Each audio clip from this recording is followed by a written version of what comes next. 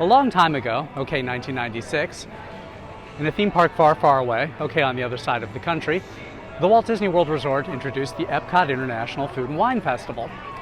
The 30-day event was designed to bring people into what was then an off-season. Remember, at one point there actually was an off-season at Walt Disney World. But anyway, the event was a resounding success. Lots of people came to Epcot for the Food and Wine Festival, so Disney duplicated the event and expanded it. And today, theme park food events are ubiquitous across the country. So we're at Disney California Adventure for the Disney California Adventure Food and Wine Festival. Now, like I said, these events are ubiquitous. We literally just finished the Lunar New Year event here at Disney California Adventure, which did have food stands, but not as many as the ones you see here. That's opening day for the Food and Wine Festival, so you've got the predictable big queues for that. Not that there ever a lack of crowd at Disneyland anymore.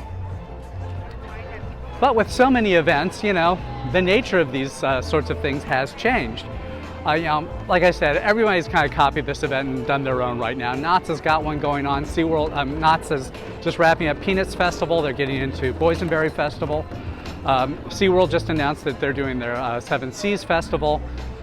Again, California Adventure, we've got food and wine here. We just had Lunar New Year. There'll be Festival of the Holidays in the fall, and that'll be another food event. But Disney didn't really have this idea on their own. I mean, it's kind of a riff off of those Taste of, fill in the city name here events. Taste of Chicago was the first one I was really aware of. But all of these events have changed from what they began as, which is, you know, you spend $1 or $2 and you get a taste of various items from restaurants around the city, or you know, maybe around the theme park. Obviously, it's a lot more expensive now. We're talking about you know, $7, $8+ bucks for items here at California Adventure. So these are not things that you're just going to do as a taste. Really, what you're doing is assembling a you know, a multi-course meal. Now they've got the let me see if I can pick it up here. The Sip and Savor Pass again. That's 8 tickets on this. Costs $57, $52 if you are a Magic Key holder. And I have twisted that up on my mic there. So basically the math works out as a little bit over $7 if you're not a Magic Key holder. So anything that would be under $7.25, under $7 if you're a Magic Key holder. You're losing money if you're buying that item on the Sip and Savor Pass, but there are plenty of things that are $8 and up. Just have to kind of do the math to decide whether it's right for you. For me personally, there is no way I'm eating 8 of these food items in one day visiting the Disneyland Resort. So really this would be a sort of thing where you'd use it over multiple days, or frankly for most people you're splitting it among the family, because it's not like you can only use, you know, one item per person. It's not tracked that way. So if you've got family come in, you just all want to get a little something, you know, something that's a little more on the expensive side, then yeah, the Sip and Savor Pass works. But anyway, so, you know, getting into just kind of the nature of these events anymore, like I said, it's not really the taste of type of thing that maybe it was once upon a time. It's really just like more restaurant options. And that's a cool thing because, you know, a lot of theme parks could use more restaurant options. If you get sick of the burgers and chicken strips and pizza, it's nice to have something else out there. Frankly, Disney does a pretty good job with their food throughout the year. I mean, I'm a big fan of the Plaza Inn chicken and the lobster nachos over at Lamplight Lounge, like pretty much everyone else. But it is nice to shake things up with a few other options as well. Also over at the Paradise Garden Grill, that's really kind of become a seasonal theme restaurant, and you can use the Sip and Savor Pass to get tasting items, usually half-size items of some of the seasonal entrees that they've got over there. So this has become obviously a very popular event, as you see this queue behind me for people picking things up. So what we're going to do a little bit later on is we're going to go around and order some things and give them a try. Like I said, I'm not going to be attempting to rank everything that's at this because, you know, taste is subjective. Really the idea is that you, you know, look around, see what looks good to you, and you try it.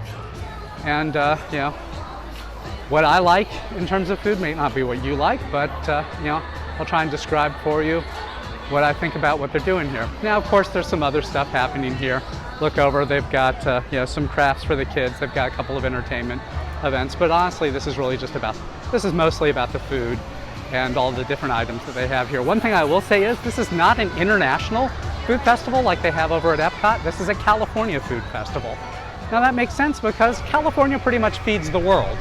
I mean, your fruits, your vegetables, your nuts, that's all coming from California, folks. We are the biggest agricultural state in the nation. I mean, you think about farms in the Midwest and, okay, maybe we're not growing all that grain or all that wheat, soybeans, corn, but we're growing all your lettuce, we're growing your fruits and vegetables. I think we actually do produce more oranges than Florida, and I'll have to check it, but at one point I heard we've got more dairy than Wisconsin.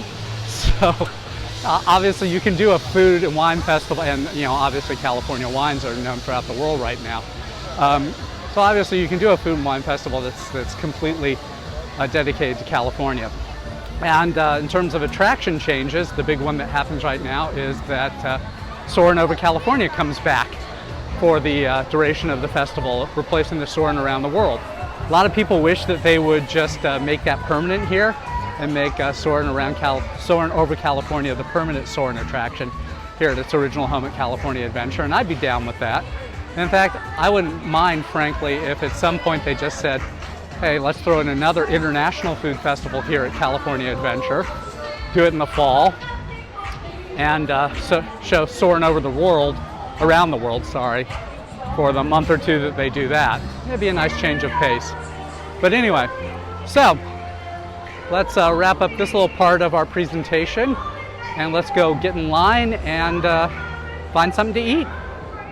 Okay, we've got 6 items here. I believe they're all new this year. Starting right here, this is a peanut butter mac and cheese. This one kind of seems like the stunt food to me, but hey, you never know. I mean, yeah, sure, it sounds like a mashup between a 6-year-old's 2 favorite lunches, but maybe it could work. Then we've got a hero inspired flatbread. This is actually with impossible meat, which Disney has a big deal with these days. Then we've got some pork belly, barbecue pork belly with a mac side there. Our dessert is going to be this strawberry cheesecake. We also have this nice salmon salad and a carrot salmon gazpacho that we're going to take a look at here, carrot mango gazpacho that we're going to take a look at here. Okay, we're just going to go straight in on the reaction with this. We're going to start with the peanut butter mac and cheese. Like I said, this is the one I'm a little skeptical of, but who knows? Give it a go.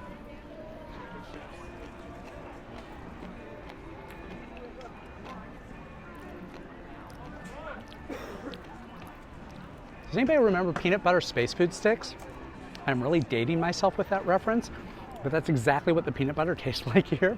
It's that flavor from a peanut butter from a space food stick back in the 70s with a little bit of, maybe a strawberry pop rock on top of that. I don't know if today's 7-year-olds would feel like it, but this is making me feel like I'm 7 again, eating that. Do I like it? I don't know, but it's a nice nostalgia bite. Next, let's try the flatbread. This is supposed to be like a hero.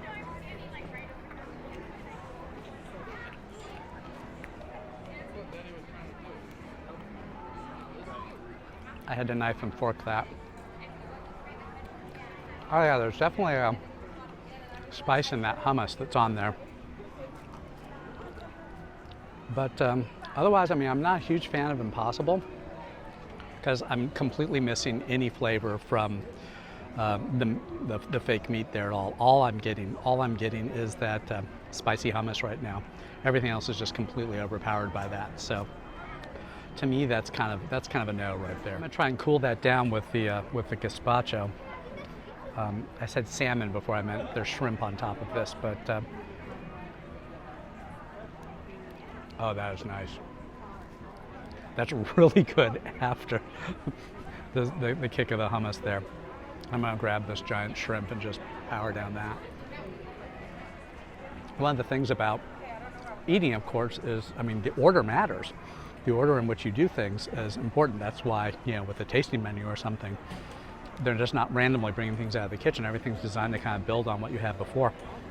And I don't know if I would have enjoyed that gazpacho nearly as much if I'd had it before the flatbread, but afterwards that is super refreshing. Nice flavor to it. I mean, the shrimp's the highlight right there because, you know, shrimp. But it's a good cold soup. Next, I'm going in for some of the salmon salad.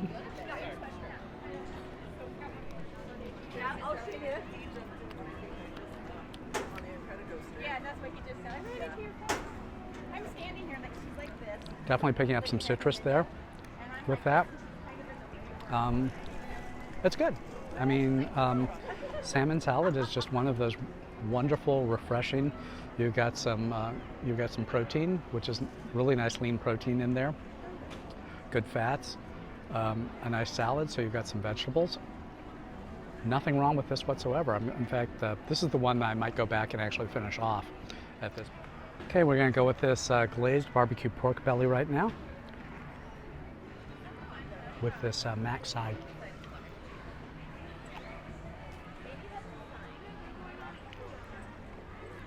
Pork belly is so good. Yeah, that's a definite win for me. And just to wrap this up, I've had a little bit of that strawberry cheesecake. Oh, okay. I thought this was just a strawberry jelly on top of plain cheesecake, but it's actually strawberry all the way through.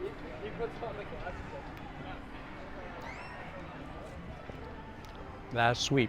Hold on, let me go in there. Yeah, there's plenty of strawberry flavor in the cheesecake itself, which is, yeah, I don't know, it's more pudding-like than an actual cheesecake. But that glaze on top just sends it into overdrive with sweetness. I don't know that would be my favorite dessert out there, but if you've got a super sweet tooth and you're looking for something strawberry, it's a good win there. So anyway, so I think I'm going to finish off my my salad and my pork belly here, but that's been our day so far at the Disney California Adventure Food and Wine Festival. Thanks for coming along with us. Hope you learned a little bit more about not just this particular event, but the whole concept of food events at theme parks in general. I'd love to hear in the comments what are some of your favorite food events, what are some of your favorite dishes at this particular food event. So as always, continue following us. If you'd like to get into Disneyland for this, we've got some discount tickets available for you, multi-day tickets on our website under the Buy Tickets link. There's a really good deal going on right now for California residents. 3 days, we've got that deal, and actually we've got that deal at an even lower price than Disney's offering on their own website. So absolute cheapest ticket you can possibly get into Disneyland we've got for you on Theme Park Insider right now. So do check out our Buy Tickets links for great deals when you're looking to visit theme parks. So again, thanks for following us, and we'll see you next time.